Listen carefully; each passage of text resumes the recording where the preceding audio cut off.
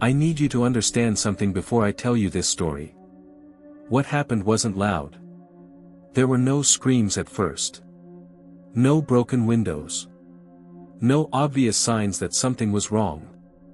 That's what made it terrifying. I was 15 years old enough to know when something didn't feel right, but still young enough to ignore that feeling when boredom got in the way. It was a Friday night in late September, the kind where the air just starts to turn cold after sunset. My parents were out to dinner with friends and told me they wouldn't be home until late. For the first time in a long while, the house was completely mine. I invited my neighbor and best friend over. Chris lived across the street, and we'd been hanging out almost every day for years. Nothing about that night felt unusual at first. We played video games, flipped through TV channels, talked about school, complained about teachers. Normal stuff. Eventually, boredom set in. That's when Chris suggested hide and seek. I laughed at him. We weren't little kids anymore. But the more we talked about it, the more it sounded different. The house was quiet. The lights were mostly off. Shadows stretched into corners that looked deeper than they should have. We'd played it before in groups, but never just the two of us. Never at night. Never with the house this empty. We turned off all the lights except the kitchen. The rules were simple. No going outside. No attic. No crawl space. Everything else was fair game. Chris volunteered to hide first. I stood in the living room, pressed my hands over my eyes, and started counting out loud. At first, I could hear him running, footsteps rushing across the floor, a door opening, maybe a closet. Then, nothing. Just silence. By the time I reached 50, the house felt different. Too quiet. I dropped my hands and called out that I was coming. I checked the kitchen first. Nothing. The hallway closet. Empty. The bathroom. Empty. I went upstairs, every step creaking under my weight. The sound echoed in a way that made my skin crawl. My parents' bedroom was empty. My room was empty. That left the guest room at the end of the hall. The door was cracked open. I pushed it slowly, half expecting Chris to jump out and scare me. The room was dark. Still. I checked under the bed. Nothing. I opened the closet. Empty. I went back downstairs and finally found him hiding behind boxes in the basement. He laughed like it had all been normal. Like nothing strange had happened. We switched roles. This time, I went upstairs and slid under the guest bed, pulling the bed skirt down carefully. The carpet was cold against my cheek. I could hear my own heartbeat. I told myself I was being stupid. It was just a game. Minutes passed. Then I heard him come upstairs. His footsteps were slow. He checked the bathroom.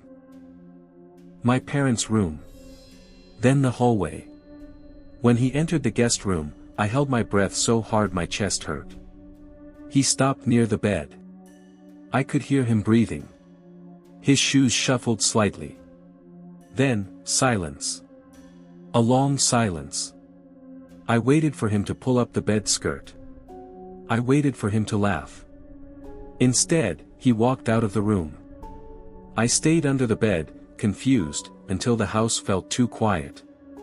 Finally, I crawled out and went downstairs. Chris wasn't there.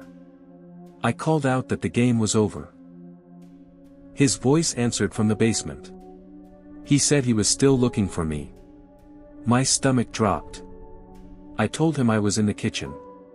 Seconds later, he came up the stairs and stared at me like I'd just done something impossible. He asked how I'd gotten upstairs so fast. When I told him where I'd been hiding, his face tightened. He said he'd checked that room. He said he heard someone breathing inside it. We argued for a minute, then laughed it off. But something had already shifted. The house no longer felt like ours. We played again, but every sound felt louder. Every creak felt closer. While I counted, I heard something upstairs, a soft thud. When I searched, nothing was there. Later, we sat on the couch with the TV on. That's when we heard it. A loud bump upstairs. We froze. Then, slow footsteps. Not running. Not sneaking. Walking. Chris whispered that it couldn't be my parents. We both knew that. We crept upstairs together, my hands shaking as I held a fireplace poker. The guest room door was closed now. I knew I hadn't closed it. When I opened it, the room was empty. Then we heard the front door open and close downstairs. That's when fear stopped being a feeling and became a decision.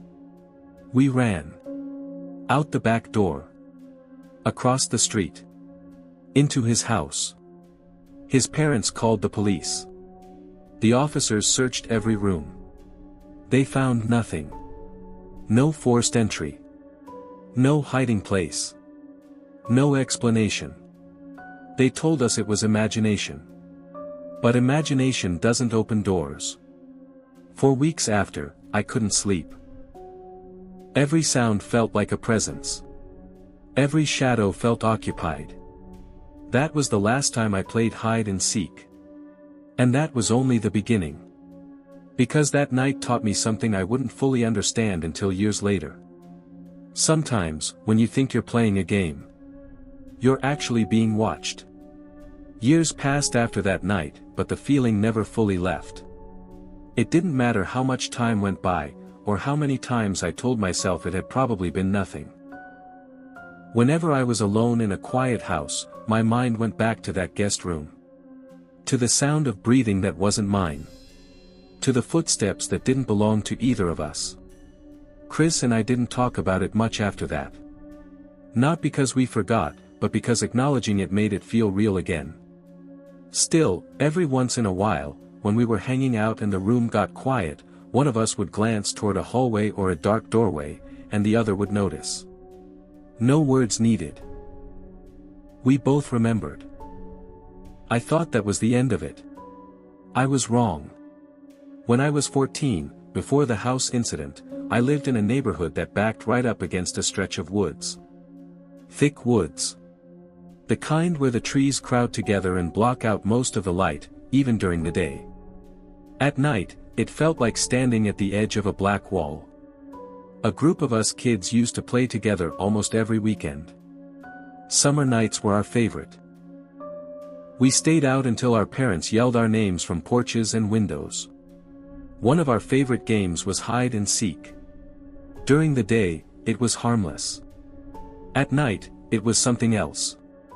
The darkness swallowed sound. Depth disappeared. You could be standing 10 feet away from someone and never know it. That fear was part of the fun, or at least we told ourselves it was. The last time I ever played hide and seek in those woods, I was 14. It was August. Hot. Humid. The air clung to your skin even after the sun went down. There were 5 of us that night. Me, my friend Tyler, his younger brother Matt, and 2 kids from down the street, Jason and Eric. Jason volunteered to be it. The rest of us scattered. Tyler and I ran into the woods together at first, then split up once we passed the first line of trees. I crouched behind a fallen log, pressing myself low to the ground.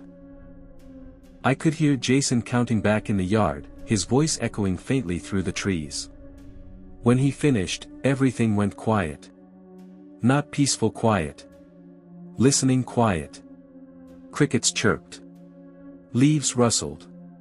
Somewhere far off, a branch snapped. Then I heard footsteps. Slow. Heavy. Moving through dry leaves. I assumed it was Jason. I stayed perfectly still, barely breathing, waiting for him to pass by. The footsteps stopped just a short distance away. Too close. Whoever it was stood there. Seconds passed. Then minutes. No voice. No movement. Just the feeling of being observed. My skin prickled. I thought about whispering his name, but the rules stopped me. I didn't want to give myself away. Finally, the footsteps started again, moving deeper into the woods. I waited until the sound faded completely before lifting my head. I couldn't see anything. The moonlight barely touched the ground. When Jason eventually called that the round was over, I hurried back to the yard. Everyone else was already there. Jason had found Tyler and Eric, but not me or Matt. When I told them someone had almost caught me behind the log, Jason frowned. He said he never went that far into the woods. He said he stayed near the tree line. We brushed it off. We shouldn't have. The next round, I was the seeker. I found Eric behind a shed. I found Tyler in some bushes. Then I went into the woods to look for Jason and Matt. That's when I heard the footsteps again. The same slow, deliberate sound. They weren't running. They weren't sneaking. They were walking. I shined my flashlight ahead of me, but the trees swallowed the beam. The footsteps stopped. My heart pounded. I waited, listening, every nerve on edge. Then Jason called from behind me that the round was over. He hadn't been in front of me. He'd been behind me the whole time. We played a few more rounds, but the fun was gone for me. Every sound felt intentional. Every shadow felt occupied. I heard branches snapping where no one should have been. The last round of the night, I stayed close to the edge of the woods, hiding in tall grass. Jason counted in the distance. When the silence settled, I heard something that froze me. Whispering. Low. Soft. Close. I couldn't understand the words, but I knew it wasn't one of my friends. I stayed frozen, afraid to even turn my head. Then the footsteps moved past me again, deeper into the trees. When the game ended, we all gathered back in the yard, laughing and brushing dirt off our clothes. That's when Matt spoke up. He asked if anyone else had seen the man. We all stopped. Matt said he saw a tall figure standing in the woods. Not hiding. Not moving. Just watching. Jason laughed it off. Eric joked. But I didn't laugh. Because I believed him. We went home soon after. That night, lying in bed, I couldn't stop replaying the sounds in my head. The whispering. The footsteps. The feeling of being watched. Years later, after what happened in my house with Chris, those memories came flooding back. Different places. Same feeling. That's when I started to wonder something I hadn't before. What if hide and seek doesn't create fear? What if it reveals it? What if the game doesn't attract something new? What if it just makes you aware of what was already there? And then there was the last time. The one that still makes my hands shake when I think about it. The one involving a stranger who knew my property better than I did. The one where the game never even really started. That story comes next. The last time I ever played anything even close to hide and seek wasn't planned. It wasn't a group of kids. It wasn't night games. It wasn't even meant to be a game.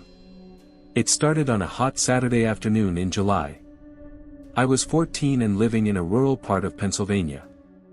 The kind of place where houses are far apart, roads turn into dirt, and woods stretch farther than you can see. My backyard was huge.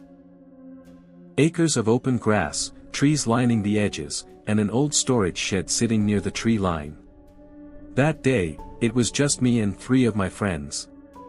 We'd been playing basketball near the garage for over an hour, sweating through our shirts, laughing, arguing over fouls. Eventually we collapsed in the grass, drinking water and trying to cool off. That's when we noticed him. A kid walking up from the dirt road. He didn't come from any house nearby. He didn't come from a driveway. He came from the woods. He looked older than us. Around 16, maybe 17. Tall. Thin. Black messy hair. He was wearing a gray shirt and jeans, even though it was hot enough that we were all drenched in sweat. He walked right up like he belonged there. Like he already knew us.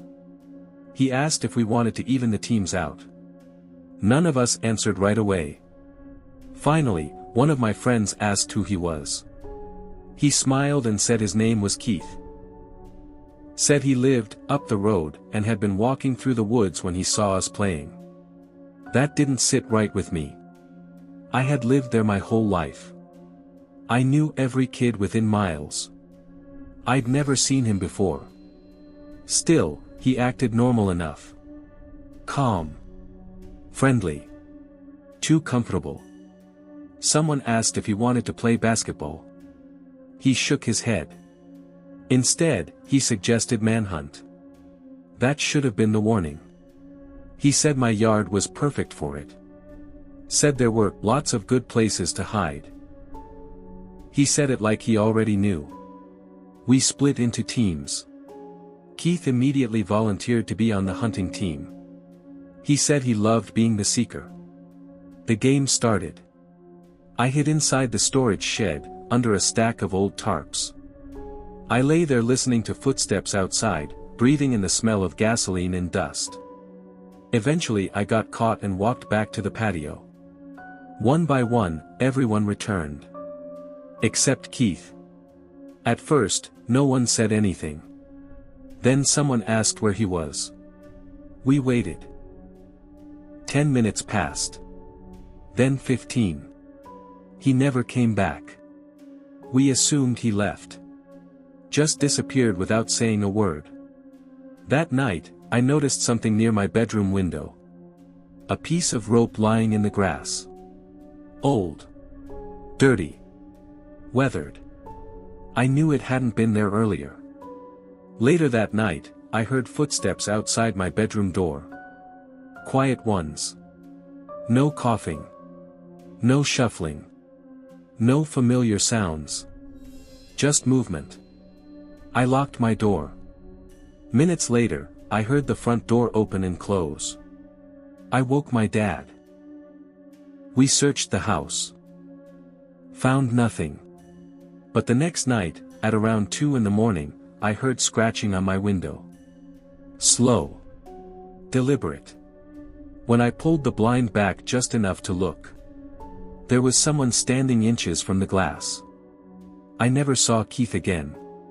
But sometimes, when I'm outside at night, I still think about that rope. And I still wonder what would have happened if I hadn't woken up. Because hide and seek isn't just a game. Sometimes, it's a test. To see who notices they're not alone. And who doesn't. After that night with Keith, I couldn't shake the feeling that something had marked my house. It wasn't obvious, no forced entry, no broken windows, but every shadow seemed heavier, every creak sharper, as if the house itself was listening. I avoided the shed, avoided the woods, avoided playing outside after sunset. My friends laughed when I mentioned Keith, called me paranoid. But I wasn't imagining the rope. I wasn't imagining the footsteps. A few weeks later, I was helping my dad clear some brush near the edge of the yard. My eyes caught something strange tangled in the low branches of a tree near the tree line, another rope. This one looked newer, fresher. Not weathered like the one before. I froze, staring at it.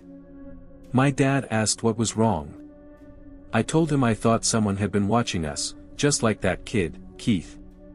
My dad laughed it off, said maybe a neighbor was doing some work or something. I didn't believe him. I still don't. That summer, I kept noticing little things, footprints in the dirt path behind the shed that didn't match anyone in my household, branches bent as if someone had passed through recently, and sometimes, in the fading light, a shadow in the woods that didn't move like a deer or a raccoon. It stood upright, and for just a moment, you could see it watching. One evening, my friends and I tried to play hide and seek again, just for old time's sake. I said no. I told them about Keith, about the footsteps, the ropes, the window. They laughed. It's just your imagination, they said. But when we started the game, my mind was elsewhere. I couldn't focus. Every rustle of leaves sounded deliberate. Every snap of a branch made me jump. And then, when I hid near the edge of the woods, I saw it again. A tall figure, standing just inside the shadows. I couldn't make out a face. Just the shape of someone who had been waiting. It didn't move. Didn't blink. And then, when my friends called out that the round was over, it vanished. Just like that. I told myself it was an illusion. A trick of the light. But my stomach knew otherwise. That winter, months later, I found another piece of rope in the basement. Fresh this time, lying on the floor as if someone had dropped it there recently. I didn't tell anyone. My parents never noticed. But I knew. It wasn't just a coincidence. Keith had been here. Or someone like him. Someone who watched, who waited, who knew where to hide, and when to strike fear without ever touching you. Even years later, when I visit my old neighborhood, I feel it. The woods feel heavier, the trees closer. At night, when the wind rustles leaves or branches snap underfoot, my mind immediately goes back. Hide and seek wasn't fun anymore. It was a warning. Sometimes I wonder if it's still out there. Keith. Or someone like him. The same quiet presence that hides, that waits, that watches. The game never ends. You only stop noticing when you're too scared to play. And that's what hide and seek really is, a game you can lose even if you never leave your hiding spot. A game where someone might already know the rules, and they're not playing by yours. Because the first rule is simple, you're never truly alone. And the second? If you think you're safe, it's already too late.